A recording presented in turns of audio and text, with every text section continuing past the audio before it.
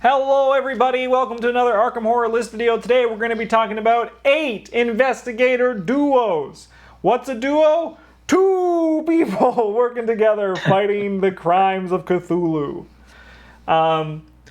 As per the requests of everyone who wanted this, we have no repeats in terms of our investigator. Each investigator only appears once, and these were carefully chosen with much deliberation.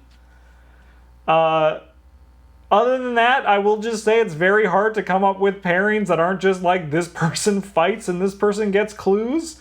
So, hopefully you enjoy this video. We're going to start with number 8, which is Roland Banks and Wendy Adams. Why are we including this one? Because it's Fantasy Flight Games approved. You open up... No, it's the one you're supposed to play as when you start the game. Yeah. And they're still good, even today. Yeah. This is the only one that Fantasy Flight says you should play. Yeah, so everything else, disregard everything else on our list. This is where you stop watching and go play the game. As well, Travis said, the story of it is great. There's this urchin, rather, and then Roland Banks of Fed is like, come with, it's like True Grit. It is True Grit, the movie in the card game. It's great. Yeah, Roland Banks trying to solve a crime. He stumbles across a little orphan girl, and he's like, I can't, in good conscience, leave you here on your own. But also, I have no real responsibility, and you have no parents to answer to, so come solve crimes with me. Yep. I just wish Roland Banks was Jeff Bridges. That would be pretty freaking sweet. Well, you have an extra Roland Banks card. Oh, I could draw a beard on him. Yeah. That's a good idea. All right, let's move on to number 7 on our list, which is Trish Scarborough and Zoe Samaras, which looks like Silas's card peeking out just behind Zoe's in my edit. That's so funny.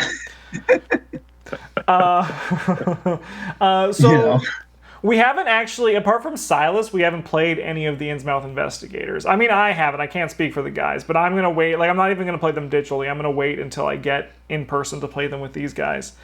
But Trish, she seems cool, and her ability to gain clues, extra clues when there's an... She has basically a deduction when she gains clues once a turn when there's an enemy on her location. It's kind of like Rex, but she's like fixed Rex with a little stipulation. But Zoe, she benefits when she gets engaged with enemies. So Zoe holds them all, and Trish just gets the clues. It's win, win, win. Yeah.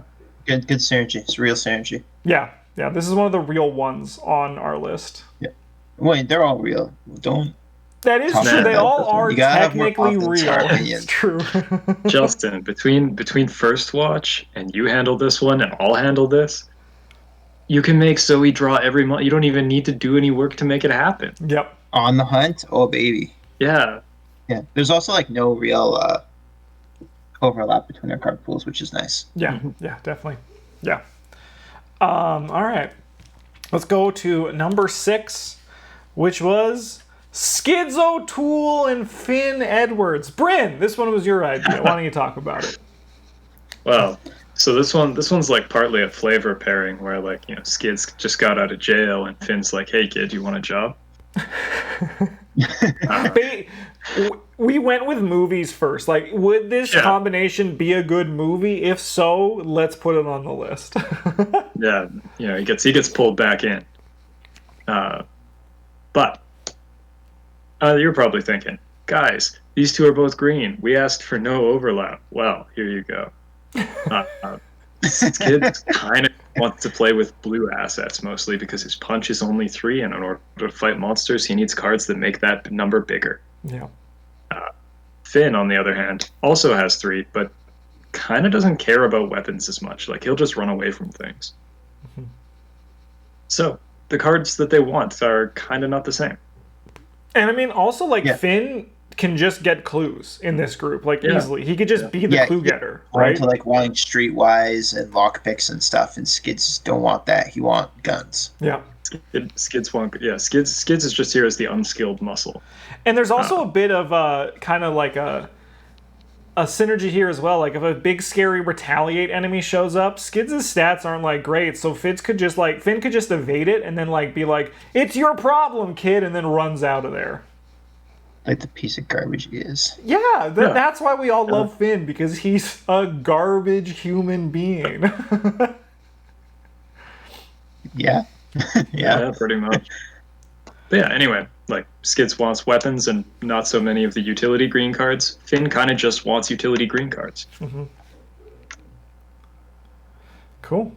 All right.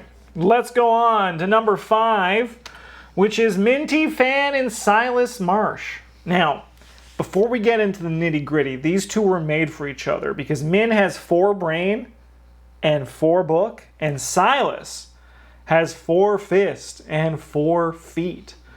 Not even looking at the cards, it's like serendipity. Don't mind the fact that like Marie Lambeau also has the same, like, 4 and 4, but that's not important. Right now, Min and Silas, one true pairing. Min can commit cards from anywhere for skill tests, which means Silas can just keep taking his back, and if they're on the same space, his skill cards become even better. They both care about skill cards, and they both want to play them. And they're both some of my favorite characters, so of course I like this. But they want to play different skill cards. They do want to play very different skill cards, yeah. Yeah. Except for resourceful, but you can pretend that you can just pick someone to have that one. Yeah. One neat thing about this one is that they can both have Grizzly Totem, even with only one collection. Yeah. Because Silas can't play yellow Grizzly Totem, and Min can't play red Grizzly Totem. Serendipity, it's meant to be. Yeah, it's perfect. Yeah. They're just adding icons to skill cards, left, right, and center. Yeah. Yeah. And I mean, like, Silas can protect her, and like, I think like they'll like just like never run out of resources if they work together because it's love. Wow. All right. Number 4, we got Jim Culver and Jacqueline Fine. Travis, why don't you take this one? So Jim Culver likes to draw the skull token, and Jacqueline Fine likes to pick which token you draw. So you play cards that let you. Jim Culver plays like a Cat Sealy deck, and then Jacqueline Fine plays like token manipulation, and then you just always draw good tokens. Yep. It's easy. And You you don't can have even to like push your skills if you always draw 0. And you can even go a bit further as well. Like, you can have like Jim seal and fight, and Jacqueline manipulate and get clues, right? So it's not like they're both competing for shriveling. And then just Jim basically having an Olive McBride where you don't like have to choose 2. They don't even have to compete, because if you've got Jacqueline Fine's deck, then you have shriveling for one of them. The other person can play Zerflame. One of them can play Red Seek, and the other can play Clairvoyance. Fantastic. Look at that. And Jim gets the trumpet, right? So Jacqueline Fine or Jim, they have shriveling. They keep going crazy because they're like, I keep seeing skulls when I'm casting my spell. And then Jim plays his trumpet because they drew a skull and everything's a-okay. It's fantastic. Wow. Yeah, it's a real pairing. More serendipity. All right. Next up, we have another coming to a theater near you soon. An old grizzled cop and a young newbie get together for what we call Joe and Tommy, or Diamond Muldoon, coming to theaters in probably 2023. Yeah, this one's easy. So Joe, like, he has 4 punch and 4 book, so he does things, but he's not good at not dying. And Tommy Muldoon is very good at not dying, especially with cards like Self-Sacrifice and Fool Me Once and I'll Handle This One. And First Watch, so Tommy Muldoon just tanks every bad effect in the game possible while Joe Diamond does things. It's great. And then Tommy can still shoot people with his gun, right? Like, they're gonna kill it. How could they not? It's going to be ironic, though, at the end of the film when Tommy dies, because Joe's the guy who's 1 week away from retirement, right? And like Tommy just started. That's the version of expectations that you need. It is. It's what directors are looking for these days. You subverted my expectations. All right. Number 2. We got Mark Harrigan and Carolyn Fern. Brand, this one's very similar to the Skids and Finn, so why don't you take this one? Yeah. So this one, like, they're both blue. But Carolyn Fern can't play weapons that are higher than level 0. Nor would she really want to. Mark has 5 punch, and like his other stats are not so good. Unless he can take damage to make them better. And Carolyn Fern wants to play cards that put people back together again. This one's like some sort of romance movie where Mark Harrigan's like the broken soldier who's emotionally unavailable because his wife is dead. Oh, it's and a Carolyn thinks film. She thinks she can fix him. Yeah. You know? And it like has like a really offensive name like Shell Shock. Yeah.